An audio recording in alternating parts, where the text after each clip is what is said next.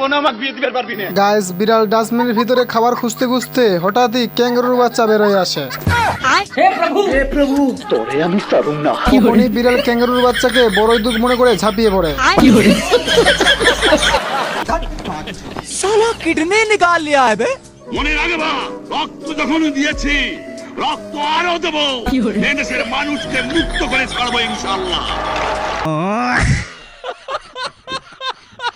আমি কোনোভাবেই এই দেশ ছাড়বো না, এই দেশ আমার। গাইস দেখছেন ক্যাঙ্গারুর বিরুদ্ধে নিয়ে যুদ্ধ ঘোষণা করে দিয়েছে।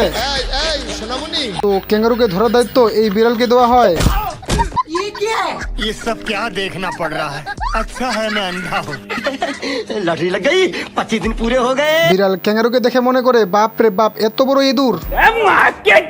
তখনই ক্যাঙ্গারুর গলায় বেল্ট বাঁধার চেষ্টা করে কিন্তু কোনো মতেই পারে না। আর তখনই ক্যাঙ্গারু বিড়ালকে তুলে আছাড় মেরে দেয়।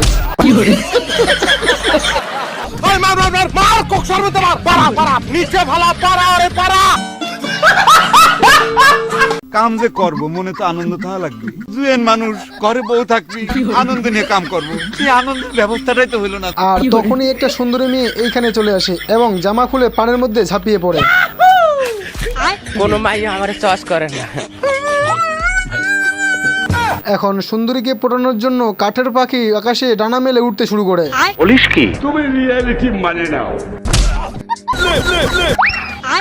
মুঝে জানে তো আর তখনই এই বলদের পিছন দিয়ে সুন্দরী পাখি কোমর মটকাতে মটকাতে যাইতেছিল। আর তখনই সুন্দরীর পিছন পিছন এই বলদও ঘরে ঢুকে যায়। साला ये दुख का खत्म नहीं होता बे। এই বলদে জানালা দিয়ে খেয়াল করে দেখে সুন্দরীকে খাঁচার মধ্যে বন্দি করে রেখেছে। আমার রূপের যে আগুন সেই আগুনে পাগল হবে আমার জামাই।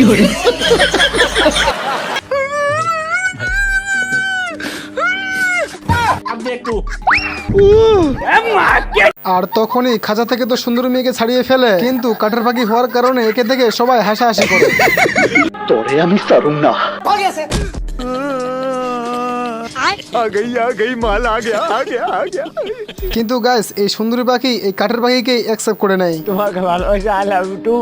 আর তোমাকে বিয়ে করতে চাই। গাইস শুধু কি অ্যাকসেপ্ট করছে তাই নাকি? না গাইস এদের 3টা বাচ্চা পর্যন্ত হয়ে যায়। গাইস আমার এখন সাদা মনে একটাই কালো প্রশ্ন, পাখি যদি কাঠের হয় তাহলে বাচ্চা হয় কেমনে? গাইস আপনারা ভিডিও দেখতেছো কিন্তু ভিডিওতে লাইক কমেন্ট কিছুই দিতেছো না। গাইস আপনাদের একটা লাইক আর একটা কমেন্ট আমাকে আবারও মোটিভাই করে আরো একটা নতুন ভিডিও বানানোর জন্য। তো গাইস এবারে লাইক কমেন্ট দিয়ে যাবেন তো। গাইস এই গাদা ঘোড়ার উপরে উঠে যাইতেছিল এবং বাংলা সিনেমার মতো এই বলদে চলতে চলতেই বড় হয়ে যায়। हमारे यहाँ ऐसा ही होता है। এই যে দেখেন গাইস এই বলদে বাল পাকনা করা শুরু করে দিয়েছে, মানে সামান্য রশি দিয়ে ঘুমনি ঝড়কে আঁকড়ানোর চেষ্টা করতেছে। গাইস আমি এটা কি দেখতেছি, এই বলদে তো বিড়ি খাওয়া শুরু করে দিয়েছে, তাও আবার বিদ্যুৎ দিয়ে।